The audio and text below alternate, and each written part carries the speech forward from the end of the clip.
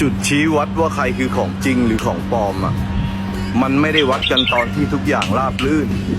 แต่มันวัดกันตอนที่ทุกอย่างมันยาก เมื่อทุกอย่างเริ่มยากของจริงจะลุยต่อของปลอมจะล้มเลิกจริงไหมลองไปคิดดู But